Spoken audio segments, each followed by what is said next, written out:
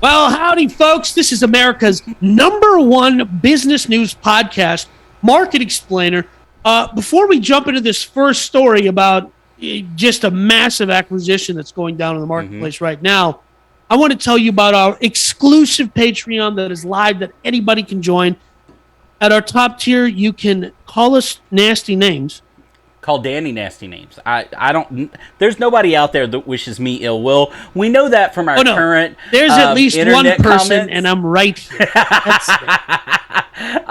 We know that by our current internet comments that Danny is always the one that people don't like. It's. That's not true. All I have for you is disdain and venom.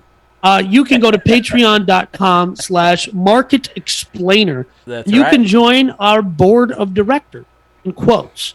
I don't want any of you thinking you joined our legitimate board of directors and then suing us later when we didn't call it because there's a distribution and we didn't call you for a board vote. And you're just like, well, I paid for their Patreon. I paid Danny wants nothing to do with no one. Believe me, he wants nothing to do with any one of you. That's correct. Now, I don't know if you're ready for this, people, but yeah. NortonLifeLock, which is apparently one company, which I don't know where I was for that merger, is going to acquire Avast, which is a different cybersecurity spyware company. They're all spyware, junkware / virus protection, yada yada yada yadas. The difference between the two being Norton started off originally as a paid software, right? It's been around forever, pay-only software. Avast is one of those freemium softwares that came along several years ago that a lot of people liked a lot better than Norton. Not only because it was free, but you're talking about competing companies. And when you talk about virus, spyware, and stuff like that, you're talking about predictive algorithms and knowing, okay, this virus is new, this spyware's new, and you're talking about an industry that's always trying to figure each other out, right? Every virus, hacker, spyware out there, maker, data collector is trying to get by any virus protection, spyware protection, whatever, constantly, and vice versa. They're trying to figure out the hackers so that they can prevent it and that kind of stuff. So you're talking about really two different industries, but it really boils down to this purchase, really boils down to what we always talk about. They're buying how many is it? 435 million freemium subscribers. Is it that many? 435 million people at some level between free and paid subscribe to Avast. Right. And I don't know how their technology works, but on some level there is a computer learning element here, which is spread our stuff out wider. You know, they're probably learning about what sort of attacks are coming. Because if you're at the lower level, you're at that free tier on Avast, you probably don't have tons of computer knowledge, and so you're probably clicking on dumb things. And so they're on some level probably, I don't know, probably recording that information and learning from it and learning that, hey, these are the attacks at the higher level. So they're a little more adequately prepared to actually protect their customers. Now, me, as a creative genius and a corporate structurist, as I like to call myself, I think this is a deal valued anywhere between $8.1 billion with a B billion dollars to $8.6 billion. I think that there's going to be, I believe that NortonLifeLock Avast, whatever they end up calling themselves, which probably should just be Norton Avast or something. I don't know. There's too many names here. I think what they need to think about going forward is the business they're in is fear, right? They deal in fear. That's their business. People are afraid, so they want to protect their assets. In the world we live in today, you and I were talking about this before we started recording, something called the Freedom Phone out right now. We're not giving any opinion on the Freedom Phone, just saying I'm not buying one. But I do believe people are concerned with their privacy on their phone. Absolutely. And so if I'm NortonLifeLock Avast, and I'm this new $8.6 billion venture, the thing that I'm going to do is I'm going to focus on developing a new product for people to encrypt their phone, something. Maybe I come out with a hardware because there's plenty of options they can go to in China to acquire a small manufacturer of devices. They can come out with their own version of Android. There's a million options. But I'm just saying, if I'm NortonLifeLock Avast and I'm trying to look at the future, how do we continue to grow our enterprise? That's what I'm doing. I'm giving them free advice here today. I know that the CEO is obviously watching this show, as all CEOs do. We are the world's #1 business news podcast, so why wouldn't he be watching? I think that's what they do. I think they need to focus on developing something because I think the market is starving for that. Like I was saying, their business is fear. That's what they're selling. Well, and look, everybody how many industries truly, everybody says, oh, our industry applies to so many facets.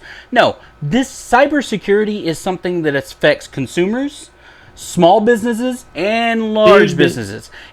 How many articles have you read in the last 18 months about everybody at all different kinds of levels of all kinds of different stuff? Here's the deal, though, and this is, you and I have talked about a lot of purchases, and $8.6 billion sounds like a lot of money. That's what they're going to pay ballpark for Avast. So they're actually a much bigger. They're actually a much bigger company once they mush together. But they're paying $8.6 billion, which sounds like a lot of money for a company that only makes I don't remember what the millions of dollars, $471 million in the first half of 2021. So you're only talking about a $900 million annual company that they're buying for $8.6 billion. Is that Avast, you mean? Yeah, it doesn't sound right, but here, let me put this in a different perspective for you. That's a nutty multiple. They're paying, it's about $1 billion, it's a $900 million in turnover annually, and they're paying a crazy, like a 9x multiple for that business. Well, nuts. But here's the deal. Think about it this way, and this is why I say it's not a crazy number. Because unlike a lot of what we've talked about where are they getting these crazy valuations and blah, blah, blah, blah, blah, blah, blah, think about this. They're not buying Avast. They're buying their customers. So if you take the $8.6 billion and divide it by the 435 million users, you're only paying $20 per customer. It ain't crazy then. $20 a customer. Every business knows what it takes. I know in every real estate business how much it costs me per customer. Like I have a marketing budget, right? I get X number of clients from that. You divide that out, and every business know what it costs to get a customer in the door. Right. A customer. Yeah. And $20 is nothing. Insanely cheap per customer. Right. So Norton is paying $20 per new customer. That's nuts. Listen, and all the data that goes along with it, because it's not like they're acquiring a new customer at $20. They're acquiring an existing customer with long-standing history. And there's listen, as much as we look to these other companies to protect us from other we're going to big corporations saying, "Hey, can you protect us from the other big corporation?" Like, but I'm just saying they're going to they're collecting the data too. They're looking at the data as well. So, they get to collect the data from Avast now, mesh it with what they have. Look, Norton went through a period of time in the late 2000s into the 2010s that didn't have a great name. That I think they sat back on their laurels a little bit. Where Norton, they didn't keep up with the newer viruses that were coming out. McAfee was out there just absolutely killing it. Right. So, and then you come not and John Avast, McAfee, the company. Yeah. John McAfee was out there doing something else. May he rest in peace.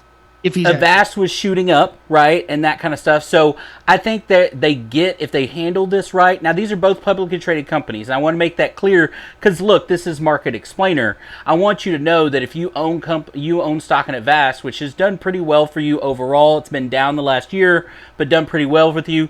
I know this is a little technical for most of us, but I wanted to get it out there. You have two options if you own stock in Avast with Norton purchasing Avast. You have two options. One of them, you get $2.37 cash. Here's your cash for each share, and you get 1/5 of a share. So every 5 shares of Avast, you can get 1 share of Norton. Or you can take a bigger payout up front at $7.76 or 61 cents a share, and you only get 3/10 of a share of Norton. So depending on how you think it's going to grow totally, Right. if you think Norton's a good investment, you would take the first option. If you don't think Norton's going to be an investment, you take the bigger payout up front and go on about your business, right? So I know that gets a little technical, but people need to know what they can do. Of course, and listen, man, give me cash today. That's my always. I'll take cash now. Oh, well, you might be worth more later. It just depends. Look, Norton with these subscribers and stuff like that, what really hit Avast, and this is every company goes through this when they change.